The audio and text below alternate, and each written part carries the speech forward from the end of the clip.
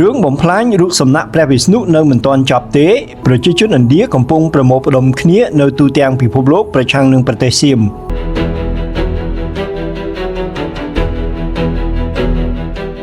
ប្រជាជនឥណ្ឌានៅទូទាំងពិភពលោកកំពុងខឹងសម្បានិងកើតទុក្ខមិនសុខចិត្តចំពោះការដែលទាហានសៀមកំទេចរូបសំណាកព្រះវិស្ណុនៅតំបន់អានសេះនៃប្រទេសកម្ពុជាប្រជាជនឥណ្ឌាជាអ្នកគោរពប្រតិបត្តិសាសនាយ៉ាងខ្ជាប់ខ្ជួនដូច្នេះហើយទង្វើរបស់សៀមមិនមែនត្រឹមតែប៉ះពាល់ទៅដល់សាសនាប៉ុណ្ណោះទេពោលគឺប៉ះពាល់ទៅដល់ប្រទេសឥណ្ឌាទាំងមូលហើយកុំថាឡើយត្រឹមតែឥណ្ឌាសូម្បីតែប្រទេសដែលកាន់សាសនាហិណ្ឌូដទៃទៀតក៏ប៉ះពាល់ផងដែរសម្រាប់ប្រជាជនឥណ្ឌាជាង 1000 លាននាក់ដែលកាន់សាសនាហិណ្ឌូព្រះវិស្ណុមិនមែនគ្រាន់តែជារូបសំណាកនោះទេប៉ុន្តែគឺស្មើនឹងដង្ហើមនិងជីវិតការកំទេចរូបសំណាកដែលត្រូវបានចាត់ទុកជាការប្រមាថមើលងាយយ៉ាងធ្ងន់ធ្ងរទៅដល់អាទិទេពខ្ពស់បំផុតរបស់ពួកគេសាសនាហិណ្ឌូនិងអរិយធម៌ឥណ្ឌាមានទំនាក់ទំនងគ្នាយ៉ាងជិតស្និទ្ធប្រជាជនឥណ្ឌាភាគច្រើនលើសលប់ប្រហែលជា 60 ទៅ 70% នៃអ្នកកាន់សាសនាហិណ្ឌូគឺជាអ្នកដើរតាមនិកាយវិស្ណុនិយមពួកគេចាត់ទុកព្រះវិស្ណុគឺជាព្រះដែលខ្ពស់បំផុតឬជាអាទិទេពតែមួយគត់ដែលគ្រប់គ្រងចក្រវាល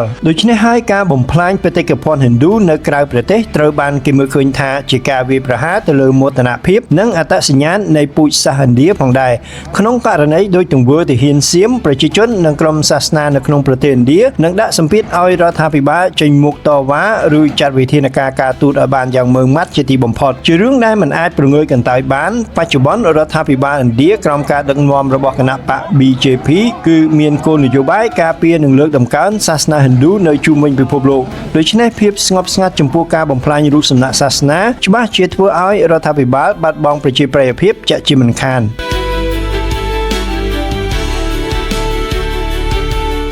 លើសពីនេះឥណ្ឌាក៏នឹងប្រើប្រាស់ភាសាការទូតធ្ងន់ធ្ងរផងដែរដើម្បីសម្ដែងការសោកស្ដាយនិងទាមទារឲ្យប្រទេសសៀមផ្ដល់ការពន្យល់ឬចាត់វិធានការចំពោះអ្នកបង្កហេតុម្យ៉ាងទៀតព្រឹត្តិការណ៍បែបនេះអាចធ្វើឲ្យទំនាក់ទំនងឥណ្ឌាសៀមមានភាពរកាំរកូសផងដែរ